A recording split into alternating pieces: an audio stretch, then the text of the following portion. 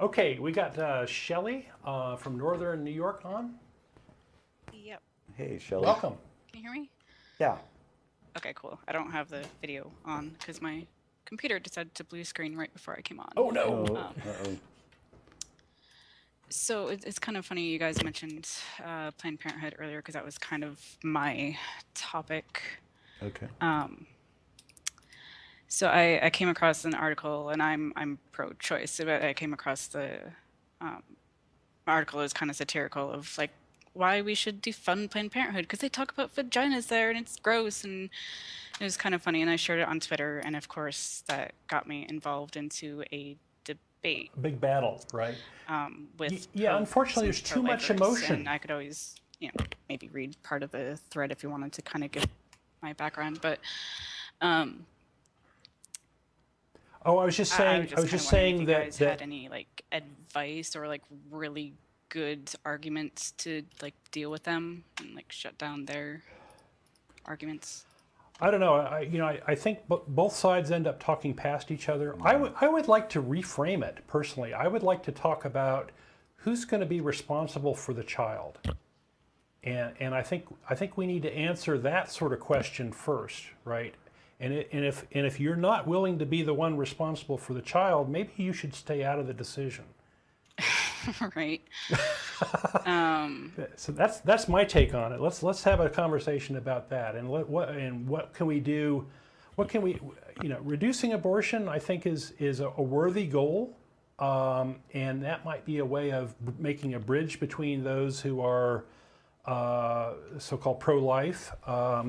And we're doing a really crappy job of that, I think. Yeah. If you look at other countries and the methods they have done, there are lots of countries in Europe with very liberal abortion laws that have much lower rates than we do, and we could be there too, with education and with changing the culture a little bit and having more of a safety net for people.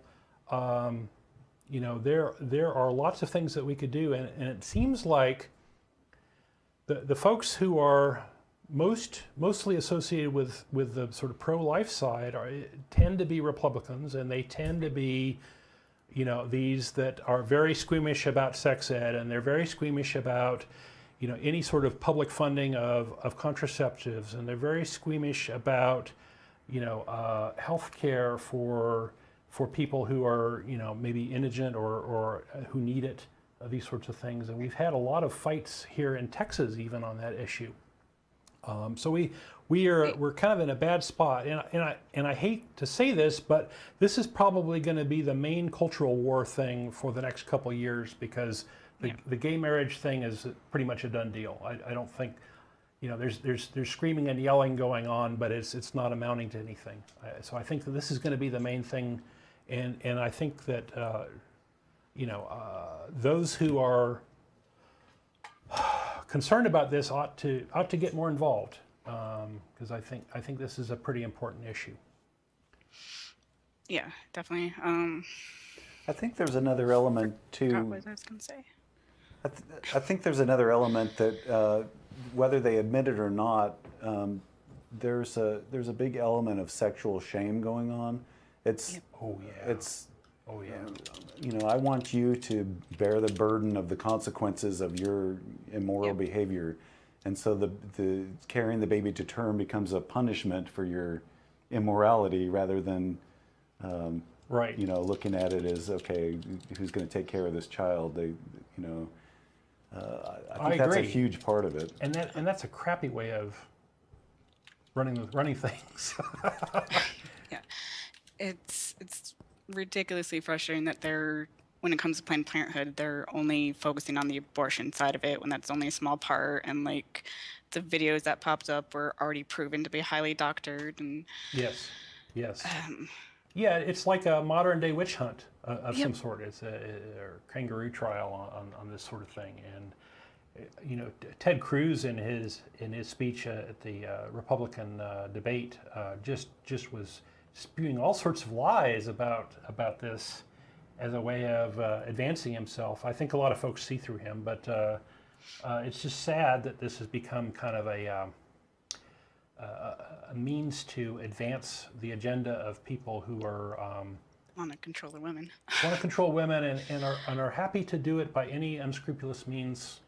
It's just terrible. So Yeah, that's the thing. It's this prevent abortion through any means possible. So we're in this position where we can't outlaw it outright. So let's make it as difficult as we can for people to get legal abortion. So we're gonna pass all of these laws, saying the clinics have to jump through all these hoops so that no clinic can do it, and we're not going to give any government funding to it, and we're waiting periods and all these things. Yeah, right? we're going to make doctors do sonograms and show it to the patient and wait 24 hours.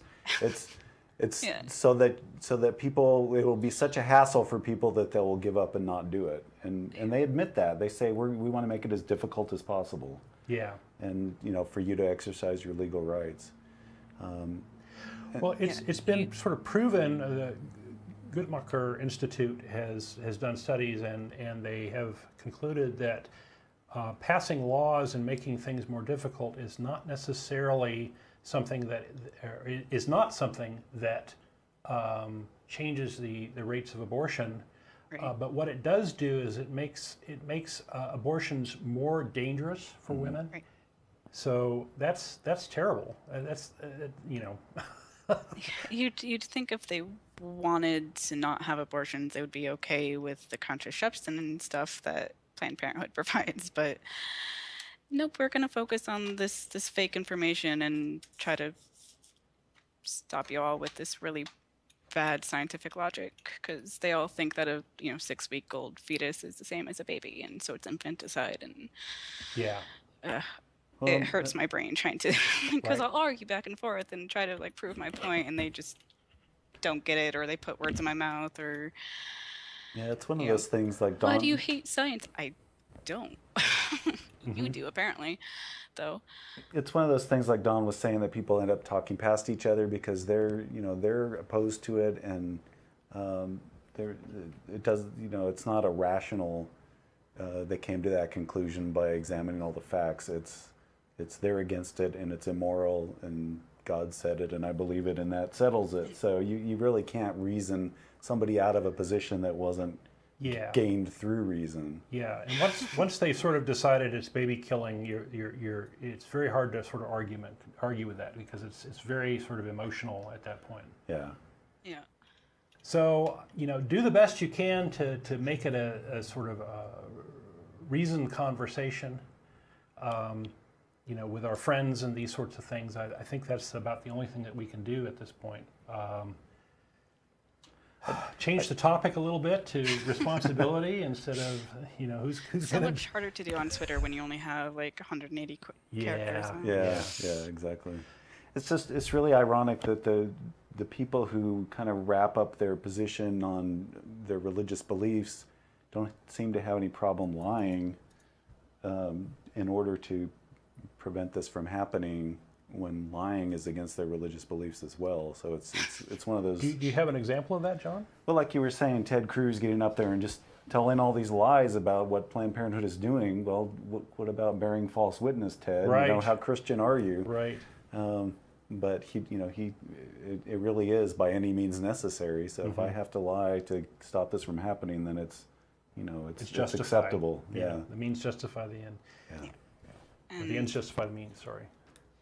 There's just this one example where even their reading comprehension tends to be really flawed. They were saying fetus is Latin for unborn mammal, to which I continue more than 8 weeks after conception, so within the first month or so it doesn't really count. And then they responded with, so is it a puppy between conception and fetus? Stop being dishonest. And it's just but at conception it has it's nothing more than a fertilized egg, so what grows depends on the DNA. And they're so when has a human never given birth to a puppy? That's not what I said at all. I don't that's called a straw man. Yeah. So we're sorry. We empathize with you, and I think that America would be a better country if we could have a real debate about this instead of an emotional yelling war. Yeah, for sure. Anything else, Shelly? Yeah.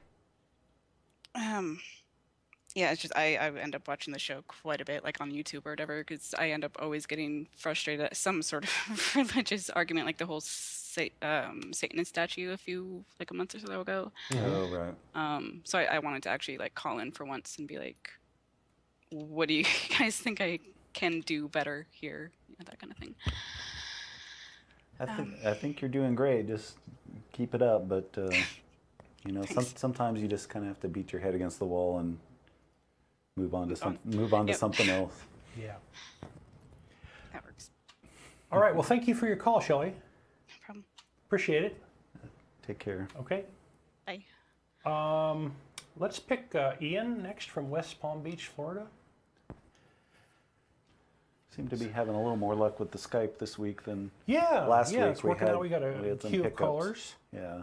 What other arguments do we have kind of in the public sphere that are just too emotional? Gun thing is another one that's just so emotional, and we're not even having any real conversation there. What else have we got? I don't want to get too off topic. Yeah, it seems like most political issues are kind of fall into that category where people just get firmly entrenched in what it is they believe and don't talk rationally about it. Yeah. Yeah. Healthcare, gun control. Healthcare seems to be another one. Civil rights was like that, in the early '60s, and people would have knockdown dragouts about that. Then, they don't so much anymore. So I think, There's hope. yeah, I think as we progress, people find other things to get firmly entrenched about that maybe weren't the case Yeah. 50 years ago. Yeah. And I'm hoping that, gay marriage will be like that in 50 years. It'll just be like, oh yeah, we fought about that back then. Isn't that strange history? Well, I think we're rapidly moving to where it's a kind of a ho-hum thing. It's like, okay, well, people are getting married, and it's like, well, that's just normal. Yeah.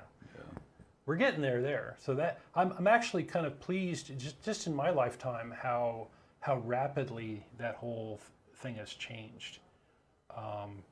So when I was a kid, it was before the Stonewall riots, and gays were an anathema, and to be persecuted, and freaks and these sorts of things. And now it's it's pretty normal and pretty accepted, and nobody cares, which is kind of a nice place to be. Yeah. So we didn't get an answer with Ian. Any of the other callers is fine. Maybe Alec from Sutherland, Massachusetts. MA, right? Yeah. Sorry about that, Ian. Yeah. We can try you again. So yeah, our mechanism's a little clumsy.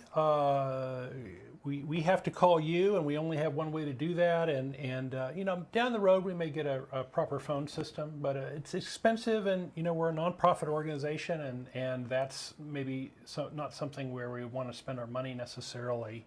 Yeah.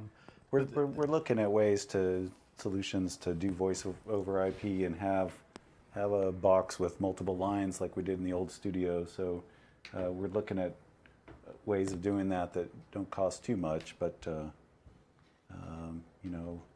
we're always accepting donations if you want to get on the website and help with the cause.